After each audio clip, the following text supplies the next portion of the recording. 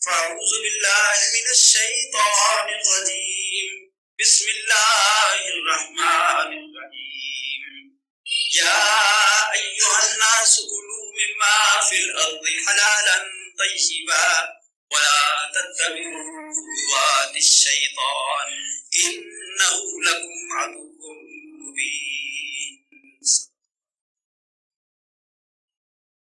برادران محترم، جس آیت کریمہ کی میں نے تلاوت کی ہے اس کا مفہوم یہ ہے کہ اے لوگوں، پاکیزہ اور رزق حلال کھاؤ. وَلَا تَتَّبِعُوا خُطُوَاتِ الشَّيْطَانِ، تم شیطان کے نقش قدم پر نہ چلو. إِنَّهُ لَكُمْ عَدُوٌّ مُبِينٌ، وہ تمہارا کھلم کھلا دشمن. گویا رزق حلال کا کمانا اللہ رب العزت کا حکم ہے اور رزق حرام کی طرف جانا شیطان کے نقش قدم. شیطان چونکہ انسان کا ازلی دشمن ہے اس لیے حرام خوری پر انسان کو اکساتا ہے. رزق حلال کمانا، حضور اکرم صلی اللہ علیہ وسلم نے فرمایا کسب الحلال فریضۃ بعد الفریضہ. تو اسلام کے بڑے بڑے فضائل ہیں، بڑے بڑے ارکان ہیں جیسے نماز، روزہ، حج اور زکوٰۃ. فرمایا ان ارکان کی ادائیگی کے بعد اہم ترین فریضہ رزق حلال کا کمانا ہے. یعنی گویا اسلام کے ارکان کے فوراً بعد جس چیز کی بڑی اہمیت ہے وہ رزق حلال کا کمانا ہے. نبی صلی اللہ علیہ وسلم نے فرمایا بہترین رزق وہ ہے جو انسان اپنے ہاتھوں سے کماتا ہے. وَأَنَّ نَبِيَّ اللَّهِ داؤد علیہ السلام كَانَ يَأْكُلُ مِنْ عَمَلِ يَدَيْهِ، اللہ کے نبی داؤد علیہ السلام اپنے ہاتھوں سے زرہ بکتر وغیرہ بنا کر، وہ زرہیں بنا کر وہ فروخت کرتے تھے. ہاتھوں کی کمائی کو نبی صلی اللہ علیہ وسلم نے بہترین کمائی قرار دی. نبی صلی اللہ علیہ وسلم نے فرمایا اللہ نے انبیاء کو ہنر سکھائے تھے. بہت سے نبی کھیتی باڑی کرتے تھے، کئی خیاطی درزی کا کام کرتے تھے، کئی کتابت کرتے تھے، کئی نبی مویشی چراتے تھے. خود محمد رسول اللہ صلی اللہ علیہ وسلم اہل مکہ کے مویشی چراتے رہے. نبی صلی اللہ علیہ وسلم نے تجارت کو سب سے اعلیٰ ذریعہ قرار دیا اور فرمایا کہ 9 حصے برکت تجارت میں ہیں اور باقی ایک حصہ سارے علوم و فنون و صنعت و حرفت. تجارت ہی کی وجہ سے یہ ہے کہ حضور اکرم صلی اللہ علیہ وسلم نے حضرت خدیجۃ الکبریٰ کے کاروباری منظم کی حیثیت سے، مینیجر کی حیثیت سے 2-3 سفر کیے. شام کے علاقہ میں گئے، بحرین کے علاقہ میں گئے اور علاقوں میں گئے. نبی صلی اللہ علیہ وسلم نے اس سفر تجارت میں بہت اچھے اور اصول ضابطے پیش کیے. گاہک کا خصوصی خیال رکھتے تھے، صرف نفع اندوزی پر نظر نہیں تھی. نتیجہ یہ ہوا ان کا مال بہت جلدی فروخت ہو گیا اور اتنا متاثر ہوئی خدیجۃ الکبریٰ کہ اپنی ایک ملازمہ نفیسہ اس کا نام تھا، اس کی معرفت نبی صلی اللہ علیہ وسلم کو نکاح کا پیغام بھیجا. یہ سارا تاثر نبی صلی اللہ علیہ وسلم کی تجارتی سرگرمیوں کی وجہ سے تھا کہ دیانت داری کے ساتھ، محنت کے ساتھ آپ نے اس فرض کو ادا فرمایا. تجارت اللہ کے نبی صلی اللہ علیہ وسلم نے بہت اہم طریقہ کمائی قرار دی، ایک بہت ہی بہترین طریقہ کمائی قرار دیا ہے. کسی بڑے اہل اللہ سے یہ سوال کیا گیا کہ عابد کا درجہ بہتر ہے کہ تاجر کا درجہ بلند ہے؟ ایک آدمی بہت عبادت گزار ہے، ہر وقت عبادت میں مصروف ہے، کیا وہ اللہ کے زیادہ نزدیک ہے کہ ایک تاجر اللہ کے نزدیک؟ تو فرمانے لگے تاجر اللہ کے نزدیک اس وجہ سے ہے کہ شیطان ہر وقت اس کو ورغلاتا ہے اور وہ شیطان کے خلاف جہاد کرتا ہے. بات کرتا ہے تو جھوٹ نہیں بولتا، تولتا ہے تو کم نہیں تولتا، غلط چیز ہو تو اس کا نقص بتا دیتا ہے، پیسے ٹھیک ٹھاک نہ زیادتی کرتا ہے نہ کمی کرتا ہے. وہ تو ہر وقت شیطان کے خلاف لڑتا رہتا ہے. اس لیے حضور اکرم صلی اللہ علیہ وسلم نے فرمایا تھا التاجر الامین الصدوق مع الشہداء یوم القیامہ. مایا ایک دیانتدار مسلمان تاجر قیامت کے روز شہیدوں کے ہمراہ ہوگا. اب ساری جان کا نذرانہ پیش کر کے شہادت کی سعادت حاصل ہوتی ہے. جو آدمی نہایت ہی دیانتداری کے ساتھ تجارت کرتا ہے، اللہ کے فضل سے حضور اکرم صلی اللہ علیہ وسلم نے فرمایا قیامت کے دن وہ شہیدوں کے ہمراہ اٹھایا جائے. یہ جو رزق حلال کا کمانا ہے، اللہ کے نبی نے اس کو فریضہ قرار دیا. ایک حدیث میں آتا ہے ایک بڑا تنومند شخص صحابہ کے پاس سے گزرا. ایک شخص نے کہا اگر یہ جہاد فی سبیل اللہ کے لیے جاتا تو بہت اچھی بات تھی. آپ نے فرمایا نہیں، اگر یہ اپنے بیوی بچوں کے لیے رزق حلال کمانے کے لیے نکلا ہے تو وہ فی سبیل اللہ، تو یہ بھی خدا ہی کے راستے میں جہاد کی ایک قسم. رزق حلال کو امام غزالی نے کہا ہے کہ یہ جس طرح ایک چکی کے دوران ایک چھوٹا سا پرزہ ہوتا ہے، اس کے ارد گرد چکی چلتی ہے، پیوٹ اس کو کہتے ہیں انگریزی. کہتے ہیں یہ ایک بنیاد ہے جس کے ارد گرد ساری زندگی چلتی ہے. اگر تو وہ اس کا رزق حلال ہے تو سارے کام اللہ اس کے درست تسلیم کر لیتے ہیں. اگر رزق ہی حرام ہو گیا تو کوئی عمل قبول نہیں. رزق حلال کا کمانا فرائض میں سے ایک اہم ترین فریضہ ہے. اس لیے نبی صلی اللہ علیہ وسلم کے پاس کوئی شخص آتا اور وہ آ کر مطالبہ کرتا کہ آپ درخواست کریں کہ لوگ مجھے چندہ دے دیں.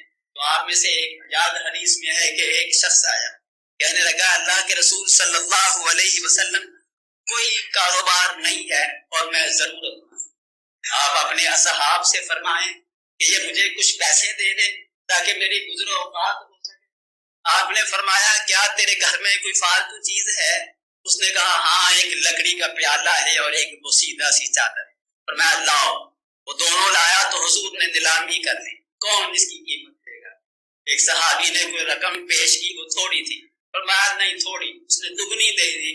اس صحابی کو، اس سوالی کو نبی صلی اللہ علیہ وسلم نے کہا جاؤ مدینے کے بازار سے کلہاڑی اور اس کا دستہ خرید کے لاؤ. بلایا تو اپنے دستے مبارک سے اس کو سیٹ کیا اور اس کو کہا کہ مدینے کے جنگل میں جایا کرو اور وہاں سے لکڑیاں لا کر شہر میں فروخت کرو. 15 دن کے بعد میری مجلس میں دوبارہ آنا. اس روایت کے راوی بتاتے ہیں جب وہ شخص دوبارہ آیا اس کے چہرے پر خوشحالی نظر آتی. پہلے چہرہ پشمردہ تھا، اس نے محنت سے کام لیا، رزق حلال کو کمایا، اللہ رب العزت نے چہرہ بارونق بنا دی. نبی صلی اللہ علیہ وسلم نے فرمایا جو آدمی رزق حلال کماتا ہے اور رزق حلال کمانے کے لیے بڑی محنت اور کوشش کرتا ہے، فرمایا قیامت کے دن جب اللہ کے روبرو پیش ہوگا اس کا چہرہ 14ویں کی رات کی طرح چاند کی طرح چمکے. جس طرح بدر کامل ہوتا ہے، پوری 14ویں کا چاند جس طرح روشن ہوتا ہے، اور میں رزق حلال کمانے والے کا چہرہ اپنے اللہ کے روبرو جب وہ پیش ہوگا ایسا ہی روشن ہوگا جس طرح چاند. نبی صلی اللہ علیہ وسلم نے فرمایا جو آدمی رزق حلال کماتا ہے، فرمایا اللہ اس کے دل میں نور پیدا کر دیتے ہیں اور اس کی زبان سے عقل و فکر کی باتیں نکلتی ہیں.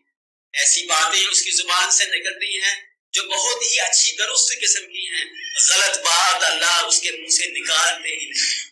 حضور اکرم صلی اللہ علیہ وسلم کے ماموں حضرت سعد بن ابی وقاص رضی اللہ تعالی حضور اکرم صلی اللہ علیہ وسلم کے پاس آئے اور کہا ہے محمد صلی اللہ علیہ وسلم آپ مجھے ایسا کوئی عمل بتا دیجئے کہ میں اس کو کروں تو مستجاب الدعوات بن جاؤں، جو دعا میں کروں وہ قبول ہو جائے. نبی صلی اللہ علیہ وسلم نے فرمایا اے سعد لقمہ حلال کا اہتمام کرو تم مستجاب الدعوات ہو جاؤ گے، جو دعا کرو گے اللہ رب العزت قبول فرمائے. بظاہر یہ معمولی بات نظر آتی ہے لیکن اسلام نے اس کو بہت زور دیا ہے اور وہ تمام چیزیں جو حرام خوری کا باعث ہیں ان کی نشاندہی کر دی ہے کہ فلاں چیزیں ٹھیک نہیں ہیں، آپ ان سے بچیں. قرآن مجید نے بعض ایسی چیزیں جو اشیاء ہیں وہ حرام ہیں، بعض ذرائع حرام. قرآن مجید نے فرمایا انما حرم علیکم المیتۃ والدم ولحم الخنزیر وما اہل به لغیر اللہ. اللہ نے مردار کو، خنزیر کو، غیر اللہ کے نام پر نامزد کی ہوئی چیز کو اور خون کو حرام قرار دیا۔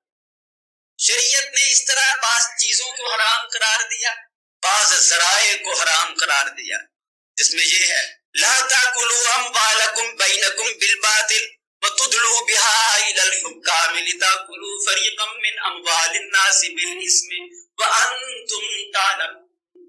فرمایا ایک بدترین ذریعہ کمائی کا یہ ہے کہ انسان حکام کو رشوت دے کر کیس کا فیصلہ اپنے حق میں کرا لے، کسی زمین پر قبضہ کر لے، وہ پیسوں کی غلط پیمنٹ کرا لے۔ فرمایا یہ اللہ کے نزدیک ایک بدترین چیز ہے۔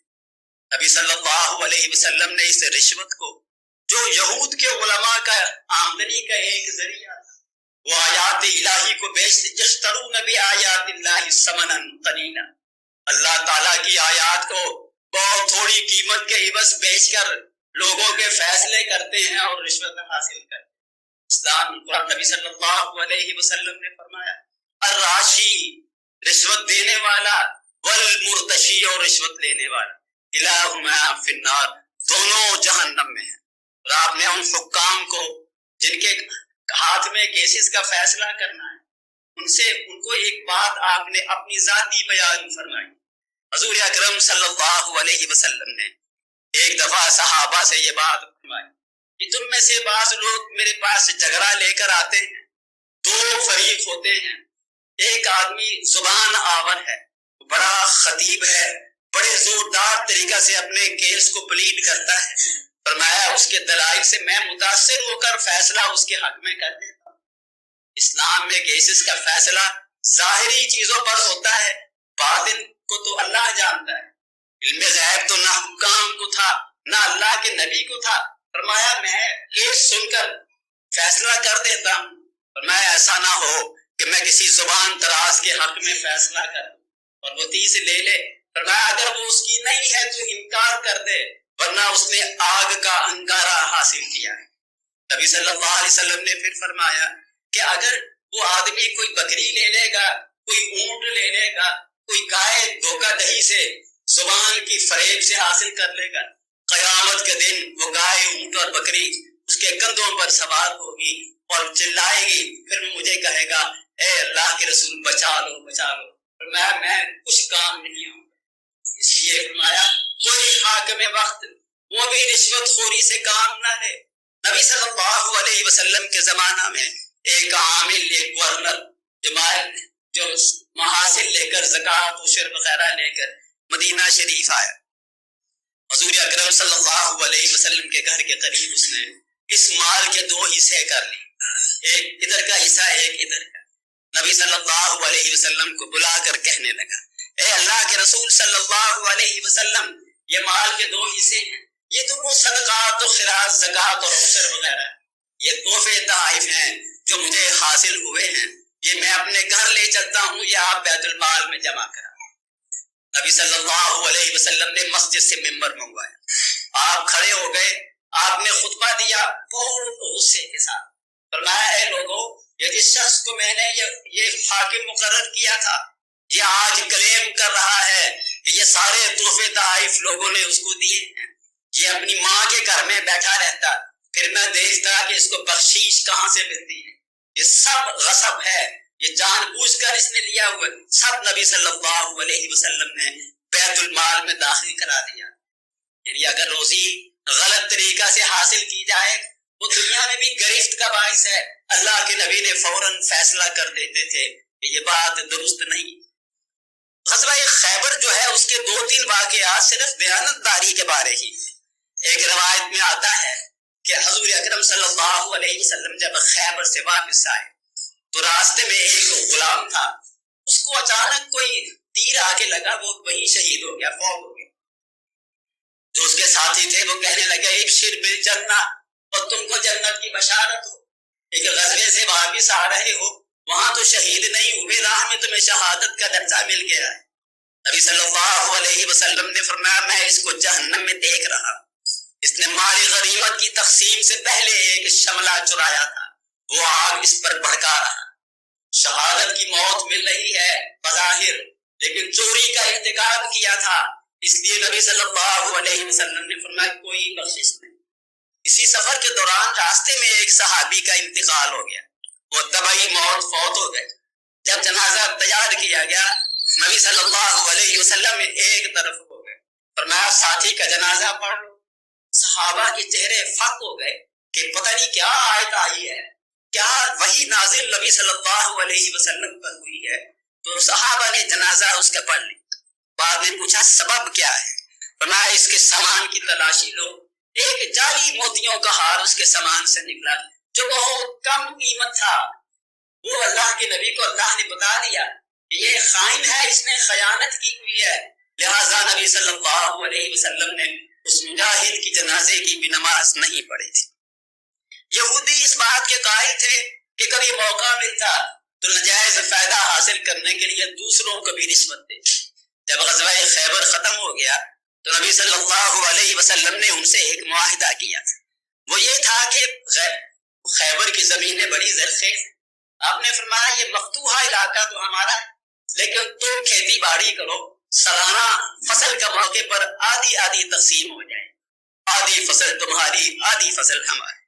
چنانچہ جب پہلا سال ہوا تقسیم، وہ فصل کی تقسیم کے لیے حضور اکرم صلی اللہ علیہ وسلم نے عبداللہ بن رواحہ رضی اللہ تعالیٰ عنہ کو بھیجا۔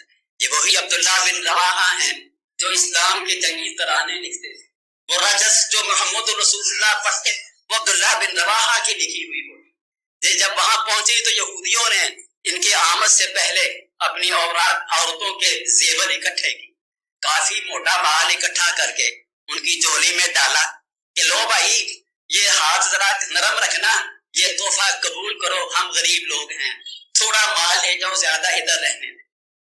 انہوں نے فرمایا کہ یہودیوں تمہاری رشوت خوری تم کو لے بیٹھی ہے، میں خیانت ایک دمڑی کی نہیں کروں گا، میرے لیے یہ جائز نہیں ہے۔ وہ سارا زیور اس کو دے دیا۔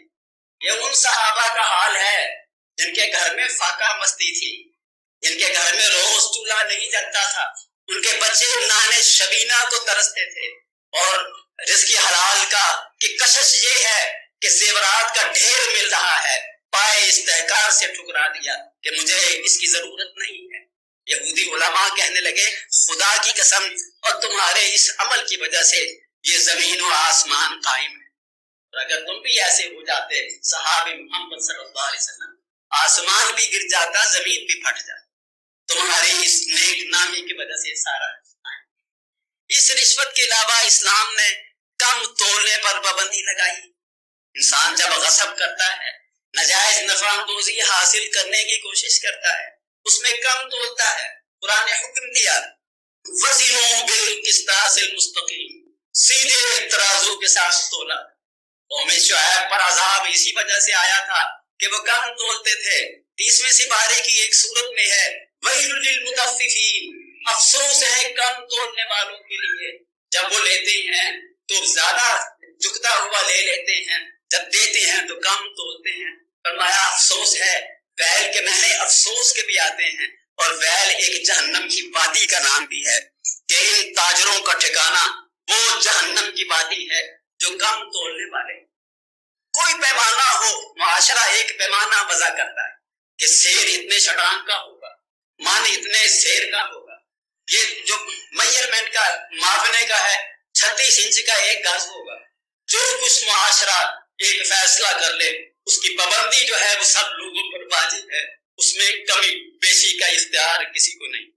نبی صلی اللہ علیہ وسلم نے فرمایا جو آدمی داغدار چیز فروخت کرتا ہے، فرض کرو کپڑا فروخت کرتا ہے، وہ ڈیفیکٹو ہے، اس کا ڈیفیکٹ اپنے گاہک کو نہیں بتاتا، فرمایا اللہ کے فرشتے اس پر لعنت برساتے رہتے۔ اس لیے رزق حرام کی یہ صورت یہ لعنت کا سبب بنتی ہے۔ پھر نبی صلی اللہ علیہ وسلم نے 4-5 دفعہ مختلف موضوع پر حرام خوری کے متعلق، ایک دفعہ نبی صلی اللہ علیہ وسلم نے فرمایا کہ ایک فرشتہ بیت المقدس پر اعلان کرتا رہتا ہے کہ حرام خور کا نہ نفل قبول ہوتا ہے نہ فرض، جو مرضی کرے کچھ قبول نہیں ہوتا۔ پھر آپ نے حاجی صاحب کی مثال دی، فرمایا ایک آدمی حج کے لیے جاتا ہے، بیت اللہ کے شریف کے پاس پہنچ کر کہتا ہے لبیک اللہم لبیک لا شریک لک لبیک. فرمایا وہ فرشتہ آگے سے جواب دیتا ہے لا لبیک ولا سعدیک، اور تیری کوئی حاضری اور تیری کوئی سعادت نہیں، تو تو رزق حرام لے کر آیا ہے، رزق حرام والے کا حج قبول نہیں ہے. کتنے لاکھوں کی ٹکٹ لے کر جائے منہ پر ماری جاتی. پھر نبی صلی اللہ علیہ وسلم نے فرمایا ایسا ہی ایک زائر حج یا زائر وہ جانے والا حرم کے اندر چلا جاتا ہے اور جا کر کہتا ہے اپنے رب کو یا رب یا رب، اس خیال سے کہتا ہے کہ یہ حرم کی جگہ ایسی ہے جو قبولیت کا دارالخلافہ ہے، اگر وہاں دعا قبول نہیں ہونی کہاں. میں اپنے اللہ کو پکار کر کہتا ہے اے میرے رب اے میرے رب. میں کس حالت میں کہتا ہے؟ فرمایا کہ اس کا کھانا بھی حرام کا، اس کا پینا بھی حرام کا، وَمَلْبَسُهُ حَرَامٌ، اس کا لباس بھی حرام کا، وَغُذِيَ بِالْحَرَامِ، حرام ہی کی اس کو غذا دی گئی. فَأَنَّىٰ يُسْتَجَابُ لِذَٰلِكَ، اس آدمی کی دعا کیسے قبول؟ یعنی آدمی اگر حرام کھا لیتا ہے، کوئی حج کے موقع پر بھی کوئی دعا قبول نہیں ہوتی. نبی صلی عبداللہ ابن عمر رضی اللہ تعالی عنہ راوی وہ فرماتے ہیں میں نے محمد رسول صلی اللہ علیہ وسلم کی زبان مبارک سے یہ بات سنی کہ جو آدمی ایک لباس خریدتا ہے 10 درہم کا، 9 درہم رزق حلال سے کماتا ہے، 1 درہم رزق حرام سے ہوتا ہے. جب تک وہ لباس اس آدمی کے تن پر رہتا ہے کوئی عمل قبول ہی نہیں. یہ حدیث بیان فرمانے کے بعد لوگوں سے مخاطب ہو، فرمانے لگے یہ میرے کان بہرے ہو جائیں اگر یہ میں نے بات محمد رسول اللہ صلی اللہ علیہ وسلم کی زبان سے نہ سنی ہو. یہ مرد غلط نہیں ہے، یہ وہ بات ہے کہ میرے ان کانوں میں حضور اکرم صلی اللہ علیہ وسلم کی زبان مبارک سے سنی تھی. اس لیے حرام خوری سے بچنا ہی ضروری ہے. اب روایت آتی ہے حدیث میں بخاری میں فرمایا کہ ان الحلال بین وان الحرام بین وبینہما امور مشتبہات لا یعلمہن کثیر من الناس. فرمایا جو حلال چیزیں ہیں وہ بھی واضح ہیں، جو حرام ہے وہ بھی واضح ہیں. وبینہما امور مشتبہات، فرمایا اس میں کچھ مشتبہ چیزیں ہیں، ڈاؤٹ فل مشتبہ، جس کو بہت سے لوگ نہیں جانتے. فرمایا فمن اتقى الشبہات، جو مشتبہ چیزوں سے بچ گیا، فقد استبرأ لدینہ وعرضہ، اس نے اپنی دین کو اور اپنی آبرو کو بچا لیا. ومن وقع فی الشبہات وقع فی الحرام، اور میں جو شبہات میں پڑ گیا وہ تو حرام میں پڑ گیا. اسلام مشتبہ چیزوں کو بھی کھانا پسند نہیں. نبی صلی اللہ علیہ وسلم جا رہے تھے، راستے میں ایک کھجور میں آپ نے اٹھائی، فرمایا اگر مجھے یہ پتا ہو کہ یہ صدقے کی نہیں ہے تو میں اس صاف کر کے اس کو کھا لیتا. آپ رزق کی قدر فرماتے. اب مجھے کیا خبر یہ صدقے کی نہ ہو، نہیں کھائی. نبی صلی اللہ علیہ وسلم کا نواسا حسن حضور صلی اللہ علیہ وسلم کے گھر آئے، کیونکہ صدقہ سادات نہیں کھاتے تھے، آل رسول صدقہ نہیں کھاتے. تو صدقے کا مال نبی صلی اللہ علیہ وسلم کے گھر آتا تھا تاکہ آپ اپنے دست مبارک سے مستحقین میں تقسیم کر دیں. مستحق لوگ آتے، سوالی آتے، نبی صلی اللہ علیہ وسلم صدقے کا مال ان کو دے دیں. حضرت حسن رضی اللہ تعالیٰ بہت چھوٹے بچے تھے. ان کو جب خوشبو آئی کھجوروں کی، ایک بوری سے ایک کھجور منہ میں ڈال لی اور دوسرے کو کھینچ رہے تھے کہ نبی صلی اللہ علیہ وسلم پہنچ گئے. آپ کو شک پڑا کہ حسن آیا ہوا ہے کہیں صدقے کی کھجور. دیکھا کہ بیٹا کھا رہا تھا، فرمایا اے حسن تھوک دو، لا تعلم نحن لا ناکل الصدقہ، اے بیٹے تم نہیں جانتے کہ ہم تو صدقہ کھاتے ہی نہیں ہیں. نبی صلی اللہ علیہ وسلم نے اگلوا دی، وہ نہیں. ایک دفعہ عمر رضی اللہ تعالیٰ عنہ کو دودھ پیش کیا گیا، فرمانے لگے بڑا ہی ذائقے والا دودھ ہے، کہاں سے لائے ہو؟ ایک شخص نے کہا مال غنیمت کی اونٹنیاں باہر چل رہی تھی، ایک کا دودھ 2 کر لے آیا، طے کر دی. میرا تو حق ہی نہیں اس پر، وہ تو تقسیم ہونا ہے مال پہ، جس کے حصے میں آئے گا اس کو ملے گا. قبل از تقسیم کیسے میں اس کو پی سکتا ہوں؟ اس کو بھی طے کر دیا، پر اس کو کھانا پسند نہیں. ابوبکر رضی اللہ تعالیٰ عنہ کے ایک خادم نے ایک چیز ان کو کھلا دی تھی. پوچھا کہاں سے لائے تھے؟ انہوں نے کہا میں نے کہانت کی تھی کسی پرانے قبیلے کی، تو آج وہاں سے گزرا تو انہوں نے مشکل کی وہ کھا لی. نبی صلی اللہ علیہ وسلم نے تو فرمایا تھا کہ کہان کی کمائی حرام ہوتی ہے، مجھے حرام کھلا دیا. بڑی سخت طریقہ کے ساتھ کیا کرتے رہے، بہت پانی پیا، پھر کیا ہوئی تو وہ چیز باہر نکلی. لوگ اکٹھے ہو گئے، اے ابو بکر اس سے جان نکل جائے، میں جان نکل جائے، میں نے حرام اندر نہیں رکھا۔ حضرات محترم، آج بہت مزاج زندگی بلند لوگوں کا، برکت کیوں نہیں رہی؟ اطمینان قلب کیوں نہیں رہا؟ یہ ظلم و ستم کیوں ہے؟ حقوق مارے جا رہے ہیں۔ اگر کوئی آدمی بہت مال سمیٹ لیتا ہے کیا کر لے گا؟ نبی صلی اللہ علیہ وسلم نے فرمایا کوئی آدمی اگر شبرن مدل ایک بلشت زمین کسی کی لے لے گا تو میں 7 زمینوں کا توق اس کو پہنایا جائے۔ یہ زمینوں پر قبضے والے لوگ، مکانوں پر قبضے والے، لوگوں کے مال کو نجائز طور پر کرنے والے، بلا ایک روایت میں ہے اس کو کہا جائے گا کہ وہ زمین ساری کھود کر لا، خدا جانے زمین کی کتنی گہرائی ہے، کوئی جانتا ہی نہیں اس کی کتنی گہرائی، اللہ ساری کھود۔ نبی صلی اللہ علیہ وسلم نے فرمایا ایک شخص نے ایک لگام چرائی ہوئی، تو قیامت کے دن اللہ اس کو فرمائیں گے کہ لاؤ وہ لگام کدھر ہے؟ پھر وہ کہے گا کہ یا اللہ تو جہنم میں چلی گئی ہے، میں کہاں سے لا؟ میں جاؤ جا کر جہنم سے، حاویہ میں جاؤ، اس کی تہ میں ساری امانتیں رکھی ہوئی، وہ جا کر پہچان لے گا لگام کو، وہ بالکل سطح زمین پر پہنچے گا تو پھر گر جائے، عبداللہ آباد تک اسی عمل میں رہے گا، لگام کو لائے گا، منزل پر پہنچے گا پھر گر جائے۔ حضرات اللہ رب العزت اس حرام خوری سے اللہ حلال کی توفیق دے، اور حلال کے چند لقمے بھی وہ 24 رات کا چاند بنا دیتے ہیں، اس میں دل میں نور پیدا ہو جاتا ہے۔ لعنت ایسی کمائی پر کہ جس کو وہ دل کو ہی بجا دے، کیا فائدہ کہ انسان حاویہ کے ہی چکر لگاتا رہے۔ اللہ رب العزت ہم سب کو رزق حرام سے بچنے کی توفیق دے۔